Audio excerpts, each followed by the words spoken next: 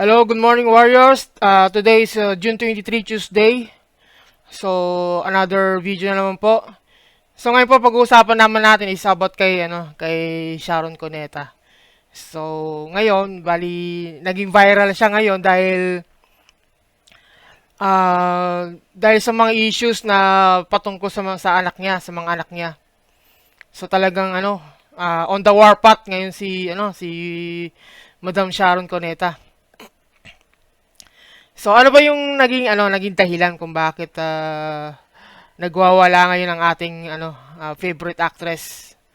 So ito kumbaga dalawang fronts dalawa yung kaaway niya, kalaban niya ngayon eh. So ito yung unang-una. Basahin natin itong post niya sa FB. What an asshole of a father, considering may anak kayong babae. Oo, alam namin. At anuman ang pamabastos ng isang tunay na hayop na tulad mo sa asawa ko at lalong-lalo na sa anak kong dalaga ay pagpapatunay lamang na may demonyong nasa mundo na tulad mo. Grabe yung talagang galit na galit ah. Kaya tama ang ginagawa ng anak kong disente at matalino. Pinagmamalaki mo pang Duterte supporter ka? Ganun ba? Alam mo bang kahihiyan ka sa Pangulo? At para sa akalaman ng isang bobong katulad mo, ang juvenile justice law ay hindi para parusahan ang mga kabataang may krimen, kundi kung seryoso ang offense ay pananagutan pa rin, ngunit ihiwalay sila sa mga hardened criminals na maaaring abusuhin naman sila at managot sa isang prosesong angkop sa kanilang pagiging minor de edad. Ayon sa batas, kung serious offense, minimum 1 taon pa rin silang kulong at maaaring mas matagal. Bago kasi mamintas ng batas na gawa ng senador, aralin muna. Sorry po sa mga Sharonians, but this monkey crossed the line. Tinawag yung monkey yung baso niya. Bobo, tanga. Higit sa lahat, wala kang takot sa Diyos. Ang kapal ng pagmumukha mong patulan ang issue at pagsalitaan ng ganito ang anak ko. Tayong dalawa ang magharap. Di ko man lang iistorboy ng asawa kong humarap sa'yo. Total, baka magmukha kang aso pag ako nakaharap mo. Di kita uurungan. Hindi mo ako kilala pag anak ko ang binastos mo. O bakit tinanggal mo na ang lahat ng social media accounts mo at pinalitan mo pati pictures? We are now verifying our leads to your employers. Wow, kung pwede lang liparin. I will personally make sure this kababuyan you have posted to disrespect my daughter in this despicable, malicious and insidious way will be of great interest to them. I'm also forwarding this to Secretary Maynard Guevara, who has been my friend and lawyer since 1992. Hahanapin kita. I will find you. You face me, you coward, duwag. Tandaan mo kung sino ako. Nanay ni Casey, Frankie, Miel at Miguel. You cross the line. God help me and the law. God help you when I find you. Hindi kita patatahimikin. Tandaan mo ito. Ako ay anak ni Pablo P. Cuneta. Mali ang binangga mo, demonyo ka. So, wow, galit na galit siya rito. Ano yung punot dulo ng galit niya rito? Ito po yun. Ito si Sunny Alcos. Okay, ano yung sinabi niya sa sa FB niya? May sinabi siya eh. Ito yun, no? Pasalamat ka, Iha, kung ang edad ko 12 years, magtago ka na sa tatay mong senador, Kiko Maching, Pangilinan dahil hahanapin kita para gahasain. Tapos sisisihin mo tatay mo dahil hindi ako makukulong. So yun po, ano ba yung dahilan kung bakit nagkakaroon ng mga rift? Unang-una kasi, ang tinitira naman talaga rito yung batas na ginawa ni Kiko Pangilinan, yung ito yung Juvenile Justice Law na hindi pwedeng parusahan ng yung mga minors. Hindi pwedeng kumbaga hindi sila pwedeng ikulong pag nakapatay, nakagahasa, ganyan. Ito yung ano na to, ito yung maraming nagagali sa batas na to. Ayan, kaya ang paliwanag naman ni Sharon dito tungkol dun sa juvenile justice law.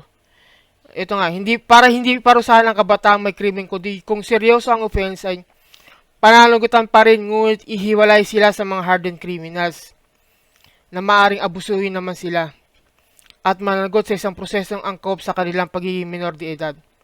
Ayon sa batas kung serious offense, minimum 1 taon pa rin silang kulong at maaring mas matagal. So, itong juvenile justice law, medyo ano kasi marami na ring ano dito. Kasi marami na ring kabataan na ano na gumagawa ng krimen eh. Kumbaga, dinadahilan na lang tong juvenile justice law na to para matakasan ang yung mga krimen na ginagawa.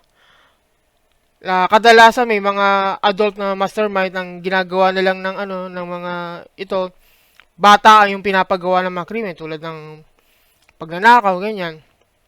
May mga instances na bata ginagawang assassins. Yan, syempre bata hindi pa na maano yan. So may mga handler yung mga yan adults. 'Di ba? So yun yung isa sa mga binabatikos ng ano to. Ito yung punot dulo kung bakit maraming galit kay Kiko Pangilinan. Siyempre, pag maraming galit kay Kiko Pangilinan, binabas siya, hindi mo maiwasan na ipagtanggol siya sa anak niya, di ba? Lang anak niya. So, hanggang nauwi sa ganito, merong mga ganitong ano, pagbabanta. Para sa akin naman talagang ano, itong Sunny Alcos na ito, he crossed the line. Talaga naman hindi naman dapat ganito, no? Kung gagawa ka ng example, halimbawa, hindi ganito na ano, sasabihin mo pa pasalamat ka iya kung ang edad ko 12 years. Maraming paraan, maraming ano, pwedeng gumawa ka ng example na hindi ganito. Na threatening to eh. Ako kung anak kong ginanito mo, ay, tangin hanapin din kita, di ba? Ano yan eh, talagang, I think yung galit ni Sharon Cuneta yan. May ano naman, may pinag-ugatan naman. Talagang hindi mo masisisi itong si ano. Sino ba yung trinete nito? Ito yung anak niya ni Sharon Cuneta. Ito, si Frankie Pangilinan. Itong anak nito kasi ano talaga ito, vocal ano critic. Kung merong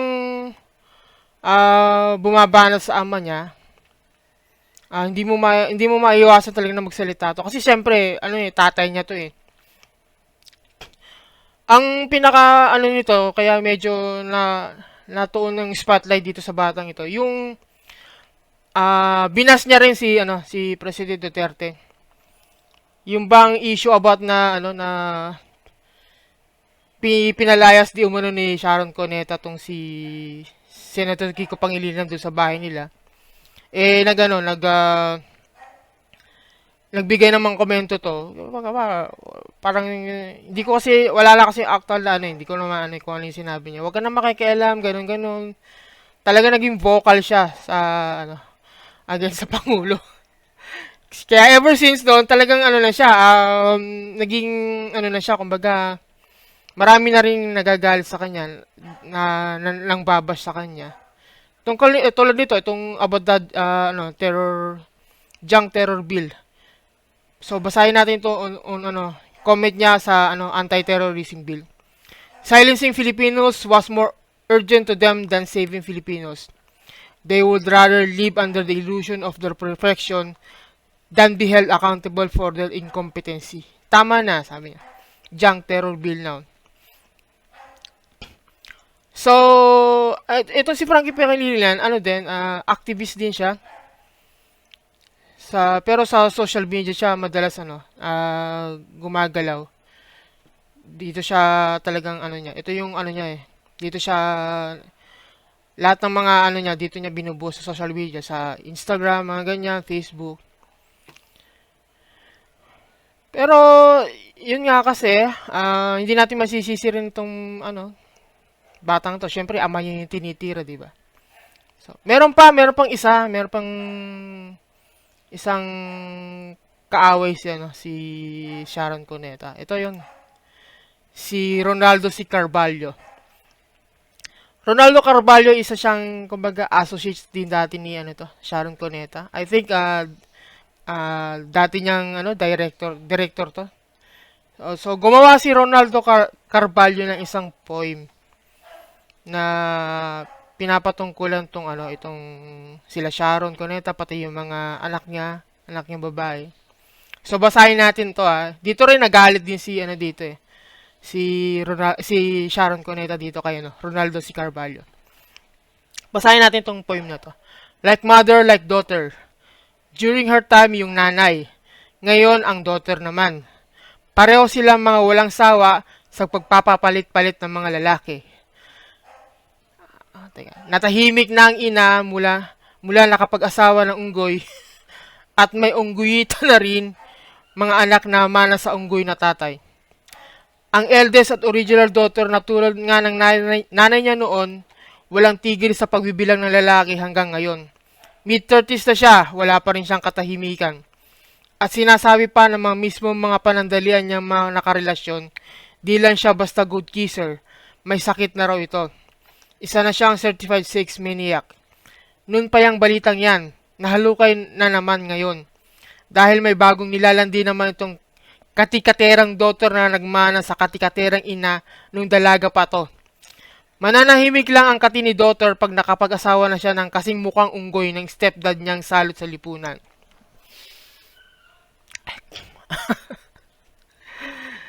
Kahit naman sinong nanay magagalit pag nabasa to, di ba? Lalo't personal acquaintance na kakilala pa ni Sharon Cuneta. Di ba? So, ayan, yung mga ganyan, kaya siya talagang galit na galit na rin siya sa mga ano. Humingi ito ng ano ng itong ano na to si Ronaldo Carvalho. Humingi ng ano kumbaga tawad. Hindi pa lang natin alam kung pinatawad na ni Sharon Cuneta. But ganito kasi ka toxic sa social media mga warriors, di ba? Once na naging ano ka na, pinasok mo mundo ng social media, meron mong babash siya yun. Ngayon, i-ano natin, i-balance natin. Freedom of speech, tapos, yung karapatan ng tao against harassment, di ba? Alin ba talagang dapat nating timbagin? So, eto mga ganito ba, dapat bang, ipakulong ang magkakaso ka ba dapat sa mga ganito? Pero, kasi sama masyado namang ng trivial. Marami naman kasi mga, mga, tulad dito, mga ganito na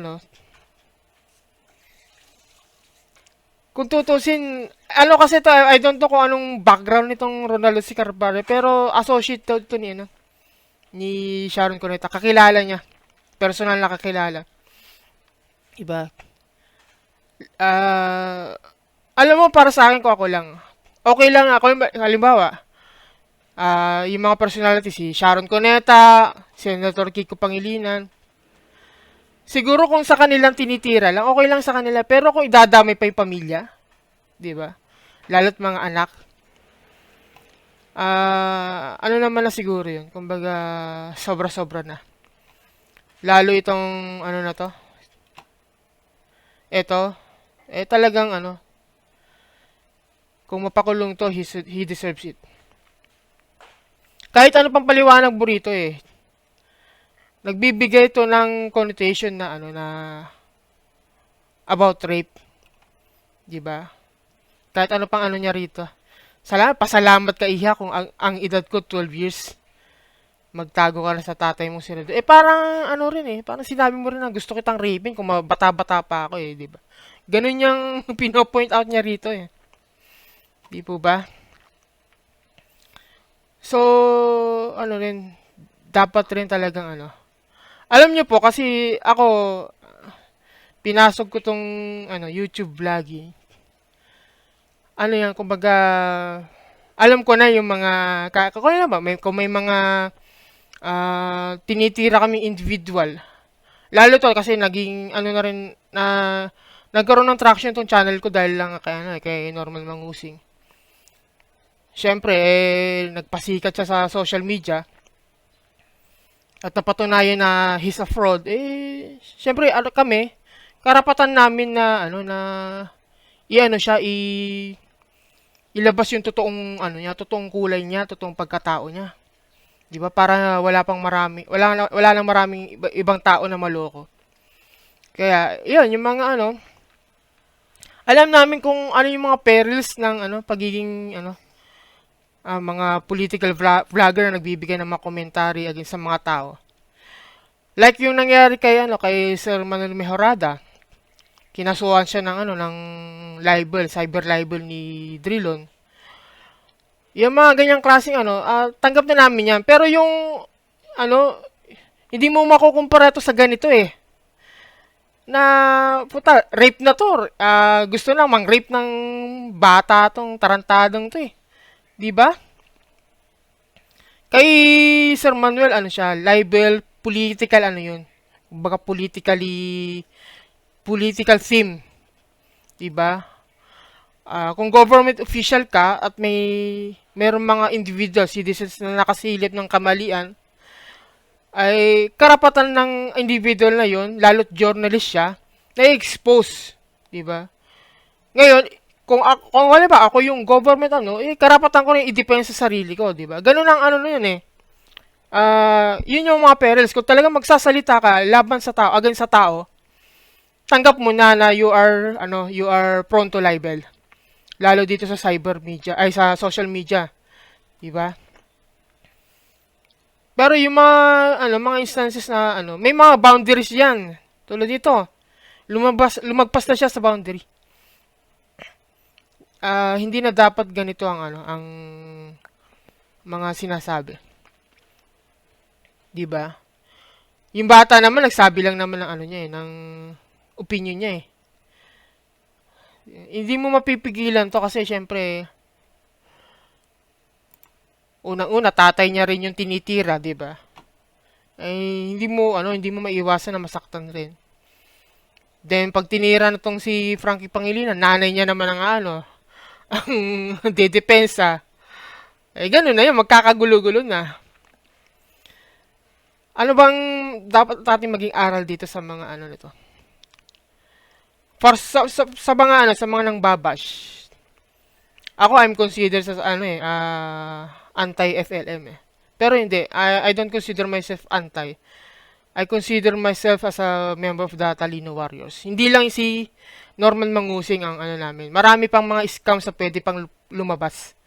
So, yun yung mga namin, mga tututulan namin. Tulad nito, meron namang bagong expose si Sir Manuel about kay Rigni Hakala. Yan, yung mga yan, talaga yan yung mga binabash talaga namin ng todo. Pero sa pagbabash na yan, sa pag-expose na yan, dapat kaangkop ng proper research, tamang pagsasaliksik, 'di ba? Sa ngayon, sa panahon natin ngayon, hindi naman ganun kahirap mag-research eh. Google na lang pwede ka na di ba? Maraming mga mga certified websites na talagang pwede mo magamit. Na hindi lang basta-basta mga websites, talagang mga respective websites tulad ng mga news, yan, mga news websites, ganyan, mga academic websites, madami diyan. So, sa Google pwede ka na di ba? Hindi lang tayo nakaano sa Wikipedia. Wala, lang yan, kumbaga isang simpleng rin lang yan. Marami pa pwede tayong pagkuhanan. Kung meron tayong i-accuse sa tao sa social media na i-expose, gagamitin natin tong mga resources na to, di ba? Yun ang dito, kung nagsalita ka, dapat alam mo rin yung boundaries. Kung titirahin mo yung mga personalities na politicians, ganyan, actors, actresses, yan eh. Kumbaga, kasama na sa trabaho yan. Pero tirahin mo yung mga pamilya niya, sobra-sobra naman. Lalo't ganun ang sinasabi pa. So, mag-ingat po tayo sa di lalo na kung kung presidente ang binantaan mo, lalo, yung nangyari sa sa teacher pa naman yun, taga Sambales yun eh. I think Santa Cruz. O, ano nangyari sa kanya? Kulong siya, di ba? There's merong mga boundaries ang free speech. Actually, thin line lang yun eh. Lumagpas ka ng konti, may possibility na makulong ka. Yan ang mga yan. Kaya kung ikaw, halimbawa, tulad namin, political vlogger kami, alam namin yung risk sa mga ganitong mga bagay. So, dapat pinag-aaralan lahat ang sinasabi sa social media. Lahat ng commentary, lahat pinag-aaralan mo yan. At kahit naman, kahit naman talagang nasa tama ka meron pa rin kokontra sa'yo. Ganyan ang Kaya itong kay Frankie, hindi ko rin siya masisisi. Kasi nga, unang-una, ama niya. Di mo lang pwedeng, harangan yung karapatan niya magsalita, di ba? So, ganun ang nangyayari. Yan, mag-comment po kayo sa sa kung ano yung opinion nyo about dito sa, sa nangyayaring to. Hanggang saan bang, ang, para sa inyo, ang boundaries ng, na, hanggang saan lang ba ang pwede mong gawin sa social media kung mangbabash ka ng tao, di ba? Para sa akin, huwag mo na idama yung pamilya. Kung yung personality na lang, di ba? Huwag mo na idama yung mga bata. Yung talagang, wala naman talagang kamuhang rito. Nagsalita lang naman siya di ba? Dala-dalawang pati lahat, pati anak, mga ganyan. Dahil lang sa galit sa ama, sa isang bill na create niya. Pero ako, para sa akin yung bill na yon dapat yun, pag-aralan mabuti. Magbigay ng kumbaga, ano tawag dito? Kumbaga, i-reorganize yung bill na yun. Tawag doon. Kumbaga, ayusin pa. Kasi, para sa akin, may nakikita rin akong flaws. Ang idea ko, pwede mo ikulong, basta nakahiwalay ka. Kumbaga, parang, kasi dito ang parang dinadala sa social welfare, DSWD, di ba? Ang tanong dito, pag lumabas yan, mawawala ba yung, nila, yung tendency nila na gumawa ng krimen, di ba? I think it's time na, magkaroon na ng kulungan para sa kabataan. Para sa akin, yun lang yung ko. Actual jail na, malalaman nila yung pagsisisi, di ba? Tama naman na ihiwalay sila doon sa majority ng mga para hindi maabuso, di ba? So yun lang po. Salamat po sa pakikinig at panonood ditong video na to. Okay. Like, comment, and subscribe sa mga hindi pa nakaka-subscribe diyan.